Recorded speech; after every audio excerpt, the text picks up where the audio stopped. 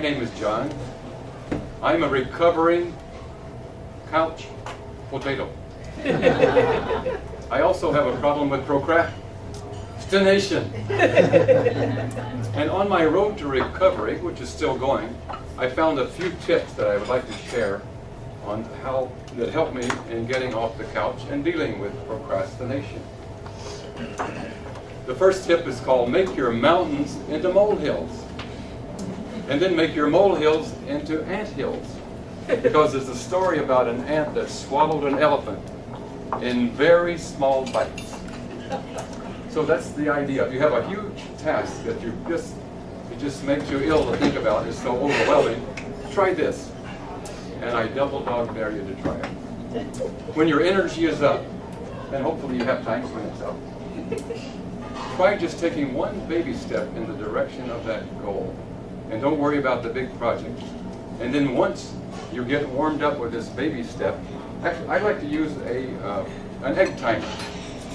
It's 3 minutes, and it tells you exactly when 3 minutes are up. Exactly. Then when you get going on a roll, you're feeling like it, go with mo.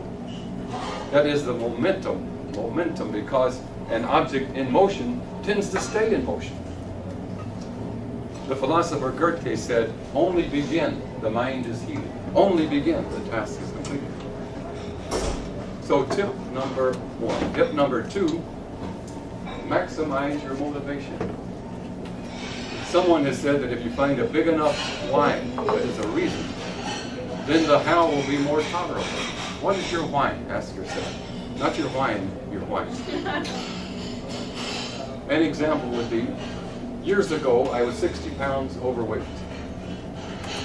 I went to the doctor for a treadmill test. I think they should call it the hamster test. They kept speeding that thing up, but I thought I would fall over in a heap. At that time, I was a chocoholic. I was a sugarholic. In fact, one day, I was trying to lick the sugar habit. My sweet tooth got into a fight with my wisdom tooth. And then my eye tooth was watching the whole thing and didn't try to stop it. So back to the treadmill.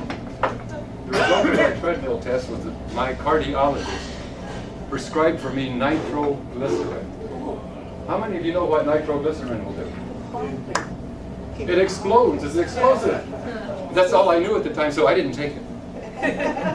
But I did get motivated to get into a health and fitness kick, so to speak. There are many diets out there. I went on something they call the cardboard diet. It's eating things like wheatgrass and pine bark. Something like the diet of a rabbit or a goat. It is bad. And then I found the ESP diet. How many of you know about the ESP? ESP. ESP means eat smaller portions. As in this baby food jar, which contains 4 ounces. I think my favorite was that green, nasty looking, nasty tasting baby food. Because Jack LaLanne said, if it tastes good, don't eat it. ESP. And I hate exercise. But I did find 2 exercises that I found very helpful. That is, when my favorite dessert is coming to the table, if I can do 1 push-up and run like heck, I'll be better off. So running and push-up, those are my exercises.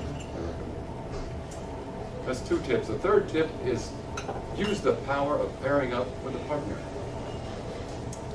In the early 1900s in this country, a little girl was stricken with a childhood illness that left her blind, deaf, and mute.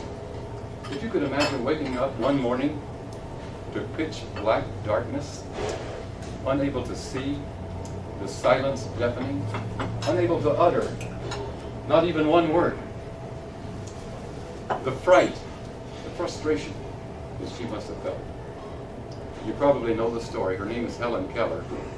The parents who were unable to deal with her because she was very wild and destructive, they were about to put her in an institution for life. Then they met a young lady who turned out to be an angel for them.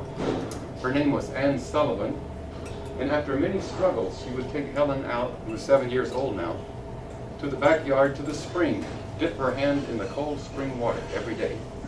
On the other hand, she would spell out in sign language the word W-A-T-E-R 157 times until she got it. The student was ready. The teacher appeared. Helen Keller went on to read books in Braille and to finish college and to write books and to donate hundreds of thousands of dollars to charity. Helen Keller said, "If my candle lights yours, the flame produced will be 4 times brighter than mine alone." There's power in pairing up with a partner. What do I mean by pairing up with a partner? It's someone that you can meet with once a week, and they can provide 4 things. 1, accountability to keep you on track. You'll share your goals and dreams. If you don't know what your big dream is, that could be your first goal, your first task. Accountability. Your partner also can provide brainstorming so that when obstacles come up in your path, help you find a way over, under, through, or around them. Thirdly, they'll provide networking so that other people will help you to your goal easier and faster. And finally, your partner can help with encouragement. This is a biggie. This is your cheering section. Your partner will help praise your achievements and then encourage you to take the next step. So remember, make your mountains into molehills. Maximize your motivation. Use the power of pairing up with a partner. As Peaches and Herb said back in the 70s in a song, one can wish upon a star, but it takes 2 to make a dream come true. I don't know what kind of potato I am. I could be a half-baked Irish potato, a yam, or maybe just a curly fry. I think now I could get back to my couch and just veggie out.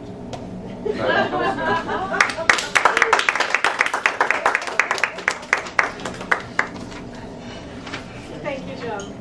I knew that would be fun and informative too. Now what I'd like you to do is we'll take your ballots and vote.